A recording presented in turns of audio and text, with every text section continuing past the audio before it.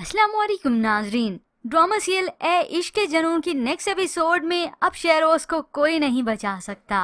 राहिम जिसने बिलाखिर एमन से निकाह कर ही लिया, मगर ऐसे में एमन को खलिश होती है कि ये निकाह हमारा छुपा कर रखना चाहता है ताकि मुझसे बदला ले सके, मुझे टॉर्चर कर सके। राहिम समझाता रहा, वो नहीं समझी, तो बिलाखिर वो अपनी और उसकी सेल्फी ले लेता है और उसे सोशल मीडिया पर पोस्ट कर दी कि हैप्पीली मैरिड। ये खबर तो जैसे मीडिया में, अपनों में, गैरों में, हर तरफ आग की तरह फैल जाती है। शहरोज ने ये पोस्ट देखी तो हक्का बक्का रह जाता है।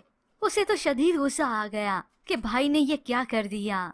जब सब कुछ ठीक हो चुका था, उससे शादी करने की क्या जरूरत थी। वो तो सर पकड़ लेता है और अभी माँ बाप को इल्म नहीं हुआ। जबकि दूसरी जानिब माहीन के वालिद को मालूम हुआ, वो तो गुस्से से आग बगोला हो जाते हैं कि इस राहिम ने ना सिर्फ मेरी बेटी को धोखा दिया बल्कि अब उस लड़की से शादी भी कर ली। माहीन को भी जब मालूम हुआ कि राहिम ने शादी कर ली है उस लड़की से, तो उसे शदीद गुस्सा आता है। उसकी यादों को भी आग लगा देती हैं और बहुत रोती हैं। ऐसे में राहिम जो कमरे में परेशान हाल बैठा है, तो एमन अपनी हैरत का इजहार करती है। मुझे आज कुदरत के फैसले पर हैरानगी हो रही है। कल तक मैं और मेरे बाबा ही तमाशा बने हुए थे और आज कहानी ने रुख ही बदल लिया।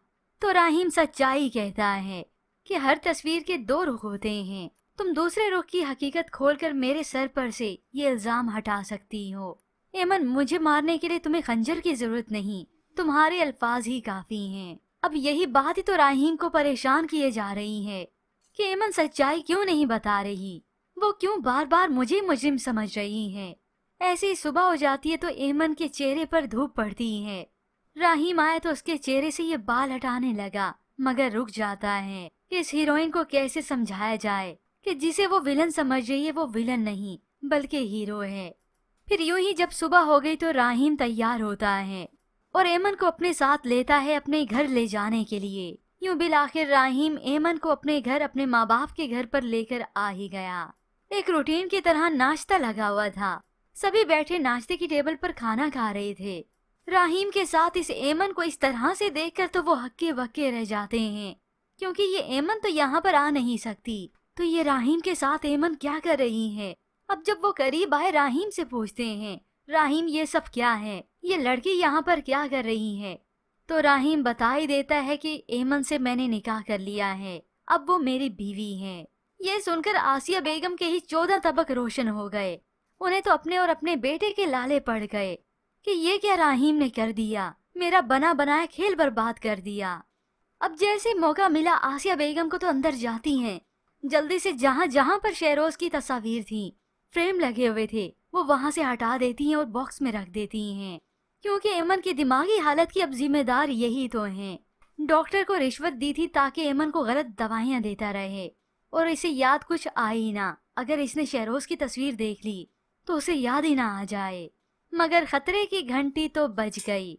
यूं राहिम एमन को अपने कमरे में ले आता है और आसिया बेगम ऊपर खड़ी तमाशा देख रही हैं। अंदर से बहुत डरी हुई हैं कि अब ना जाने क्या होगा, क्योंकि शहरोज पूरी जिंदगी बाहर रहने से तो रहा, आखिर उसे अपने घर भी तो लौटना है और उसका सामना भी तो होना है इस एमन से। तो उधर राहिम के वालिद अलग से परेशान होते हैं। यूं कहीं अब कंफ्यूज होते हैं तो गलत ना होगा, उन्हें परेशानी कम अब कंफ्यूजन ज्यादा है। तो फारूक मियाँ याद दिलाते हैं, आप राहिम से बहुत मोहब्बत करते हैं, इतनी मोहब्बत तो शायद शहरोज से भी नहीं करते, तो फिर आपको उस पर यकीन रखना चाहिए, उसने ठीक ही किया होगा।